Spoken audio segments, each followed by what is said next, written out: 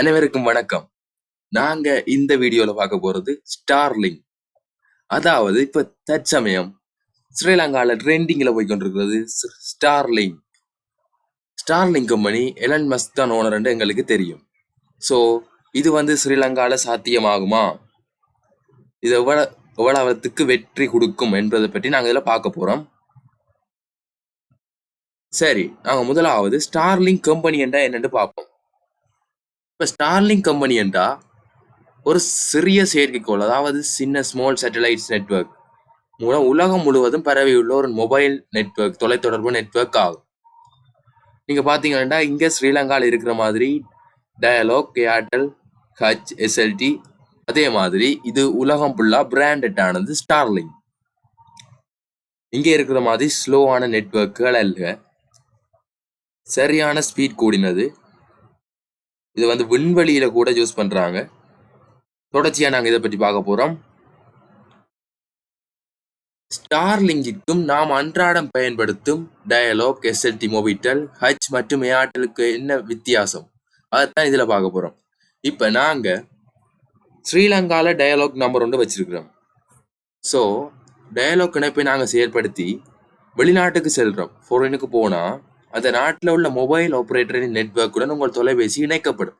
நீங்க வெளிநாட்டுக்கு போனா உங்களோட சிம் ஒர்க் பண்ணாது. ஏன்னா இங்க டவர் மூலம்தான் உங்களுக்கு சிக்னலை ட்ரான்ஸ்ஃபர் பண்றாங்க. அப்ப நீங்க உங்களோட வெளிநாட்டிலேயோ அல்லது இந்தியாவுக்கு போனா கூட, பக்கத்துல இருக்கிற நாட்டுக்கு போனா கூட உங்களுக்கு ஒர்க் பண்றது சரியான கடினம். சில வேளை ஒர்க் பண்ணலாம். நான் அறிஞ்சிருக்கிறேன், டயலாக் ஏர்டெல் இந்தியாவில் ஒர்க் பண்ணியிருக்கு. ஸோ நீங்க அங்க போனா ரோமிங் என்ற ஆப்ஷன் உங்களோட போன்ல இருக்கு. அதே நேரம் அங்கேயும் உங்களுக்கு நெட்வொர்க் ஆப்ரேட்டரோட உங்களோட ரோமிங் ஆப்ஷனை கனெக்ட் பண்ணுவாங்க. கனெக்ட் பண்ணா நீங்க இங்கே இருந்து அங்க கதைக்கலாம். இங்க ஐடிடி கால் அண்டு பேக்கேஜ் இருக்கு தானே, அந்த ஐடிடி பேக்கேஜை நீங்க போட்டீங்கன்னா நீங்க கதைச்சு கொள்ளலாம். அதுவும் டயலாக் டு டயலாக் தான் இருக்கு இன்டர்நேஷனல்ல.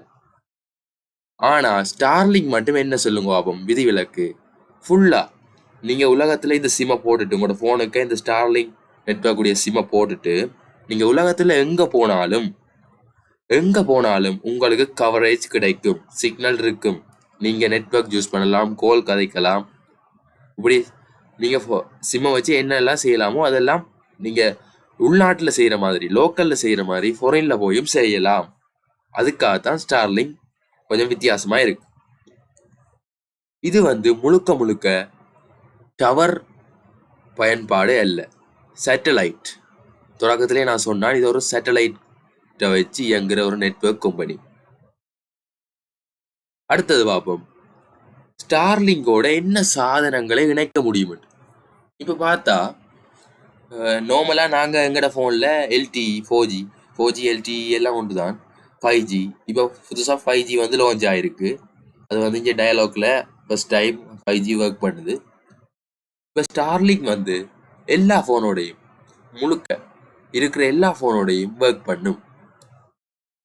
இது தவிர நீங்க சேட்டலைட் டிஷ் மூலம் இப்போ நீங்க வீட்டில் டிவி பார்க்கறதுக்கு, அதாவது டிவி டிஷ்ல தான் கனெக்ட் பண்ணியிருப்பீங்க அநேகமான பேர்.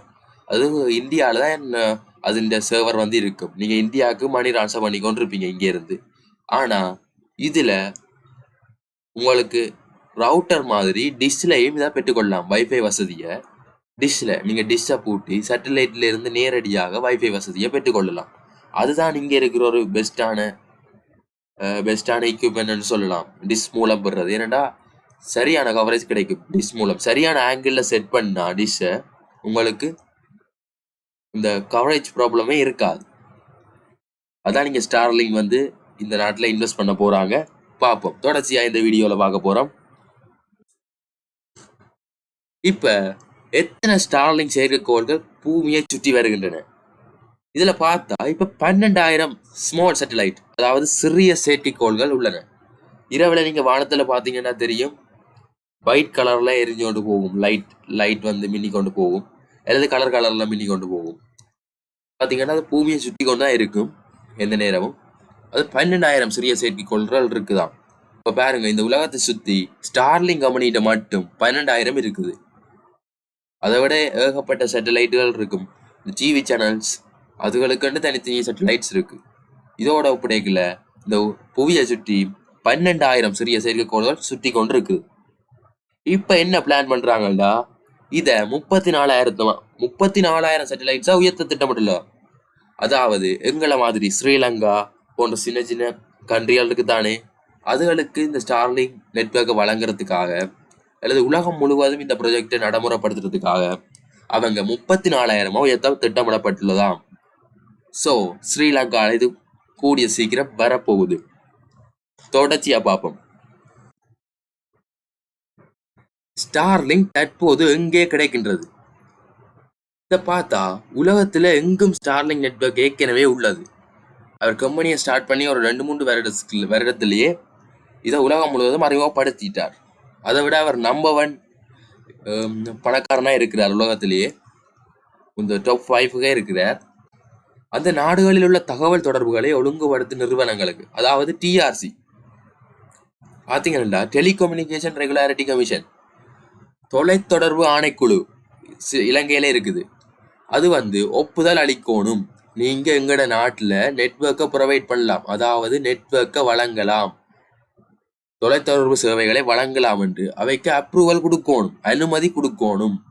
அந்த நாடுகளுக்கு ஸ்டார்லிங்க் சேவை செயல்படும். இலங்கைக்கு இந்த வருட இறுதிக்குள் வரலாம் என எதிர்பார்க்கப்படுகிறது. அப்ப இந்த வருட இறுதிக்குள்ள வரலாம் என எதிர்பார்க்கப்படுகிறது. நீங்க பாத்தீங்கன்னா நியூஸ்ல எல்லாம் ரெண்டிங் எலான் மஸ்கும் எங்கட நாட்டு ஜனாதிபதியும் ஒரு மீட்டிங் உண்டு, அதாவது ஸ்டார்லிங்க எங்கட நாட்டுக்குள்ள கொண்டாடுறது. ஸோ இதால நிறைய நன்மைகள் இருக்குது. அதே நேரம் இன்னொரு நன்மை இல்லாம தீமைகளும் இருக்கக்கூடும். அதை பற்றி நாங்கள் பார்ப்போம் தொடர்ச்சியா வீடியோல. இப்போ இதை பார்த்தீங்கண்டா, நீங்கவே ஒரு சேட்டலைட் மேப் வச்சிருக்கணும். சேட்டலைட் தானே, அதுல ஸ்டார்லிங்க் சேவை எங்கெங்க கிடைக்குது உலகம் ஃபுல்லா என்றதை நீங்க கண்காணிக்கிறதுக்கு www.starlink.com/map இந்த வெப்சைட்ல போனீங்கடா நீங்க பார்த்து கொள்ளலாம்.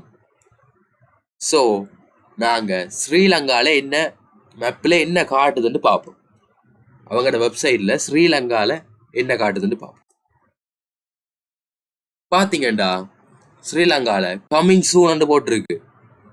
அவைலபிள்ண்டா ஒரு லைட் கலர், வெயிட் லிஸ்டா அவங்க ஆக்டிவ் பண்ண போறாங்க. வெயிட் லிஸ்ட்ல அதுல ஒரு லைட்டை விட கொஞ்சம் டார்க், கமிங் சூன்ல நல்ல டார்க் கலர்ல காட்டி இருக்கிறாங்க. பாருங்க, ஸ்ரீலங்கா ஃபுல்லா டார்க் கலர்ல காட்டுது ஸ்டார்லிங்க். ஸோ இந்த வருட இறுதிக்குள்ள ஸ்டார்லிங்கை இங்க அறிமுகப்படுத்த போறாங்க. அவங்களோட மேப்ல கம்மிங் சூன் வேற போட்டுட்டாங்க. நான் நினைக்கிறேன் கூடிய சீக்கிரம் ஸ்ரீலங்காவுக்கு வந்துடும். தொடர்ச்சியா பார்ப்போம். புதுசா ஒரு கதை ஒன்று போய்கொண்டிருக்கு. ஸ்டார்லிங்க் இலங்கைக்கான முன்பதிவை திறந்துதா, அதாவது ப்ரீ புக்கிங்க திறந்துட்டாங்களோ தெரியல. அதை அப்படிதான் இதுல பார்க்க போறோம். இப்ப டிஆர்சி அனுமதிக்காத அனைத்து நாடுகளிலும் நீங்க ஸ்டார்லிங்க்கு பதிவு செய்ய சென்றால் $9 முன்பதிவு செய்யலாம். $9 இப்ப எவ்வளவு காசு போகும் நினைக்கிறீங்க? 300 ரூபான்னு எடுத்தாலும், மினிமம் 300 ரூபான்னு எடுத்தாலும் 2700 ரூபா. ஆனா 300 ரூபா இல்ல, 300 ரூபா விட கூட எடுத்தாலும் மினிமம் 2700 ரூபா வரும். ஸோ அன்று முதல் இலங்கையில இருந்து இருக்குது. இது இன்டர்நெட் அல்ல, அன்று முதல் இருக்குது. அதாவது அந்த செய்தி வெறும் விளம்பர நிகழ்ச்சி தான். புக் பண்ணுங்கோ வந்து கொண்டிருக்கிறோம் என்ன மாதிரி. இது வெறும் விளம்பர நிகழ்ச்சி தான். அப்ப யாருமே உங்களோட $9 பணத்தை செலுத்தி வீணடிக்காதீங்க. நீங்க டிஆர்சி அப்ரூவல் கொடுத்த பிறகு, ஸ்டார்லிங்க் ஒபிஷியலா அனௌன்ஸ் பண்ண பிறகு புக் பண்றது நல்லது. ஸோ ஸ்டார்லிங்க் கவரேஜ் தொழில்நுட்ப ரீதியாக ஏற்கனவே இலங்கையில உள்ளது. 12,000 சேட்டலைட்ஸ் இருக்க இலங்கையில கவரேஜ் இல்லாம இருக்குமோ? கட்டாயம் இருக்கும். வேர்ல்டு ஃபுல்லாவே இருக்கு. ஸ்டார்லிங்க் வர்த்தக ரீதியாக இலங்கைக்கு வர விரும்புகிறது. அதாவது இங்க ஒரு பிசினஸ் பர்பஸா தான் வர போயிடும், லாபம் ஒன்று எடுக்கிறதுக்காக தான் வர போயிடும். இதற்கு டிஆர்சி அங்கீகாரம் தேவை. அதாவது டெலிகம்யூனிகேஷன் ரெகுலாரிட்டி கமிஷன், தொலைத்தொடர்பு ஆணைக்குழுன்ற அங்கீகாரம் தேவை. இலங்கையில இந்த அங்கீகாரத்துக்காக காத்திருக்கிறது. அதுதான் இப்ப எங்களோட பிரசிடென்ட்டும் எலான் மஸ்கும் காய்ச்சிருக்கிறாங்க. இந்த வருட இறுதிக்குள்ள வரப்போகுது. அனுமதி கிடைத்தவுடன் தனது சேவையை ஆரம்பிக்கும். நீங்களும் அனுமதி கிடைத்தோடனே உங்களோட புக்கிங்கை ஸ்டார்ட் பண்ணுங்க. இப்ப உடனடியா புக்கிங்கை ஸ்டார்ட் பண்ணாதீங்கோ. யார் சொன்னாலும் உங்களோட $9 பணத்தை வீணடிக்காதீங்க. ஸோ தொடர்ச்சியா பார்க்க போறோம். கடைசியில தான் உங்களுக்கு இதுல முக்கியமான கருத்து வரப்போகுது. ஸ்ரீலங்கால நடைமுறையில என்ன இருக்குன்னு பார்ப்போம். இது புதுசா என்ன செய்ய போகுதுன்னு பார்ப்போம். இப்ப இதை பாருங்க, அன்லிமிட்டட் டேட்டா இலங்கையில ஹச் ட்ரூலி அன்லிமிட்டட் டேட்டா. நீங்க எவ்வளவும் பாவிக்கலாம், என்னவும் பாவிக்கலாம். அது 8,000க்கு வழங்கி வருகிறது. 8,000 ரூபா. அதனையே விரல் விட்டு மண்ணும் அளவுக்கான நபர்கள் கொள்ளணும் செய்திருக்கிறார்கள். இப்போ பார்த்தா கொஞ்சம் பேர் தான் அப்படி பாவிக்கிறார்கள் இருக்கிறாங்க. எல்லாரும் பேக் போறவங்க, தொடர்ச்சியா அதுல டேட்டா ரவுட்டர்ல பாவிக்கிறவங்க இல்லை தானே. சில நேரம் பேங்க் இருக்கலாம், ஏதாவது கவர்மெண்ட் ஆஃபீஸ் இருக்கலாம், எந்த நேரமும் டேட்டா என்ட்ரி பண்ணி கொண்டிருக்கிற ஆஃபீஸுகளாக இருக்கலாம், கம்யூனிகேஷன் பண்ற ஆஃபீஸலாக இருக்கலாம். அவையே கூடுதலா இதை பாவிக்க வாய்ப்பு இருக்கு. அல்லது பிஸ்னஸ் மேன்ஸ் அவை பாவிக்க வாய்ப்பு இருக்கு. ஸோ இப்போ அதே 8,000 ரூபாய்க்கு பாவிக்கிறதே குறைவா இருக்குது. அதை விட இங்க 2,000 ரூபாய்க்கு 50 ஜிபி, 2,500 ரூபாய்க்கு 100 ஜிபி என்று புதிய புதிய பேக்கேஜ் எல்லாம் அறிமுகப்படுத்தி இருந்தது. ஸோ நார்மலா நாங்க பாவிக்கிறது என்ன? ஸோ நார்மலா யூடியூப், வாட்ஸ்அப், ஃபேஸ்புக், அதுலயும் பார்த்தா வேற ஏதாவது இன்ஸ்டாகிராம், டிக்டாக் பாவிக்க வேண்டி இருந்தா அதுக்கான பேக்கேஜ் எல்லாம் போடுவோம். மினிமம் 1,000 ருபீஸுக்கு தான் எல்லாரும் போடுவாங்க. ஒரு சராசரி மனிதரை இலங்கையில் எடுத்துக்கொண்டா அவர் தனது போனுக்குரிய ரீலோட் 1,000 ருபீஸுக்கு தான் போடுவார். சகலதும் அன்லிமிட்டடா இருக்கும். அவருடைய தேவையை பூர்த்தி செய்யக்கூடியதாகவும் இருக்கும். ஆனா இங்க பார்த்தா ஸ்டார்லிங் அப்படி இல்லை. அதுல வலைத்தளத்துல உள்ள பதிவின்படி, வெப்சைட்ல இருக்கிறது படி பார்த்தா $100, $100 1 மந்த்துக்கு $100 நீங்க கட்ட வேண்டி இருக்கும். அதாவது எல்லாம் அன்லிமிட்டட். ஆனா ஸ்பீடை பொறுத்தளவுல எல்லாத்தையும் விட அதிகமாக தான் இருக்கும் இங்க இருக்கிறத விட. ஏன்னா சேட்டலைட்ல இருக்கிற டிரான்ஸ்மிஷன் அவ்வளவு கூட. ஸோ 30,000 ரூபா இந்திய காசுக்கு மாத்தி பார்த்தா 30,000 ரூபா செலவழிக்காமல் ஸ்டார்லிங் இணைப்பை பெற முடியாது. நீங்க அட்வான்ஸ் எல்லாம் கட்டி 30,000 ரூபாய் கட்டினாதான் உங்களுக்கு மாதம் 30,000 ரூபாய் செலவழிக்காம ஸ்டார்லிங் இணைப்பை பெற முடியாது. ஆனா இதுல இருக்கிற ஒரே ஒரு நன்மை, 2 நன்மை இருக்கு. என்ன சொல்லுங்க, நான் முதலே சொன்னான், நீங்க வெளிநாட்டுக்கு போடலாம் அல்லது ஃபாரினுக்கு என்ன பிஸ்னஸ் பர்பஸா ஒவ்வொரு நாட்டுக்கும் போய் கொண்டிருக்கலாம் ஒரு மாதம். அப்போ உங்களுக்கு ஒரு நிரந்தரமான ஒரு நம்பர் தேவை தானே. அப்போ பிஸ்னஸ் மேன்ஸ் இதை எடுக்கிறதுல சரியான பிரயோசனம் இருக்குது. எந்த நாட்டுக்கு போய் நின்றாலும் அந்த நம்பருக்கு கோல் அடிச்சா கோல் போகும். ஐடிடி ரோமிங் எல்லாம் போட தேவையில்லை. அப்ப இங்க பார்த்தா இப்ப ஏகப்பட்ட பேக்கேஜ் இருக்கு. டயலாக், ஏர்டெல், ஹச், எட்டிசலாட் இப்போ கொஞ்சம் குறைவு. வேற என்ன புதுசா எஸ்எல்டி ஃபைபரும் இருக்கு. அதுவும் ஓரளவுக்கு ஸ்பீட். ஏன் நார்மலா டயலாக் ரவுட்டர் எடுங்க, வைஃபை ப்ரீபெய்ட் ரவுட்டரை 4 MB/s வேலை செய்யுது. கூடுதலா ஸ்ரீலங்காவில் இருக்கிற ஆட்களுக்கு அது காணும். ஆனா சில இடங்கள்ல கவரேஜே இல்லை. டவுன் சைட்ல இருக்காது. அந்த பிரச்சனை நிறைய இருக்கு. டவர் ஃபெயிலியர் அப்படியான பிரச்சனை இருக்கு. ஆனா இங்க டவர் என்ற கதைக்கு இடம் இல்லை. ஏனென்றா இது ஃபுல்லா சேட்டலைட்ல இயங்குறது. பார்த்தா இலங்கை போன்ற சிறிய புவியியல் பகுதியில் டயலாக், மொபிட்டல் போன்ற 4G 5G நெட்வொர்க்கை விட ஸ்டார்லிங் வணிக ரீதியாக முன்னிலை பெறுவது மிக கடினம் இதுதான் என்ற கருத்து. இது நான் அவங்கள டிஸ்கரேஜ் பண்ணல. என்ற கருத்து முன்னிலை பெறுவது மிக கடினம். ஏன்னா இங்கே இருக்கிற நோமலா பாவிக்கிறது டயலாக், மொபிட்டல், ஏர்டெல். புவியியல் ரீதியாக பெரிய நாடுகளே ஸ்டார்லிங்குக்கு மிகவும் சாதகமானது. அதாவது அமெரிக்கா, சைனா மிகவும் வல்லரசுகள் தானே, அந்த நாடுகள்லாம் இதுக்கு சாதகமானது. இந்தியா, பிரேசில் போன்ற நாடுகளில் டெலிகாம் டவர் கட்டுவது மிகவும் கடினம். நெருக்கமான நாடுகள், அதாவது சனத்தொகை கூடின நாடுகள், அதுல டெலிகாம் டவர் கட்டுறது சரியான கடினம். குடியிருப்புகள் இருக்கும், விழுந்த ஆபத்து.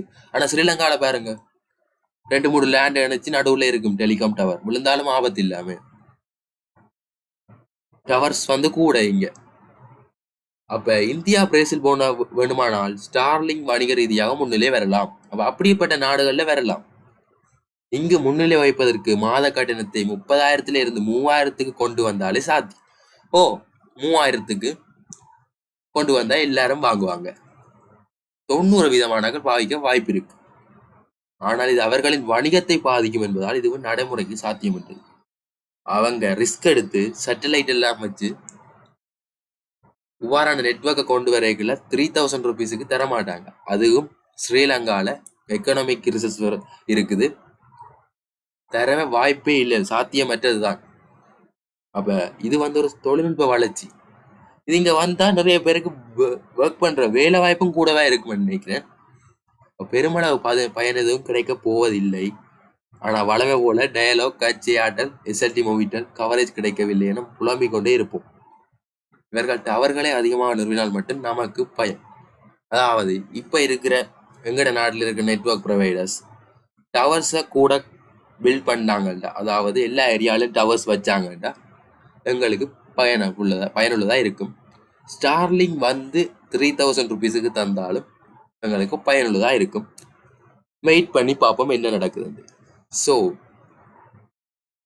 நன்றி, அடுத்த வீடியோவில் சந்திப்போம். இந்த வீடியோ உங்களுக்கு பிடிச்சிருந்தா, பயனுள்ள தகவலாக இருந்தால் சப்ஸ்கிரைப் பண்ணுங்க, ஷேர் பண்ணுங்க, லைக் பண்ணுங்க. அதை விட உங்களோட ஃப்ரெண்ட்ஸுக்கு ஷேர் பண்ணுங்க. அதை விட முக்கியமான ஒன்று, யாரும் ப்ரீ புக்கிங் செய்யாதீங்க. ஸோ நன்றி.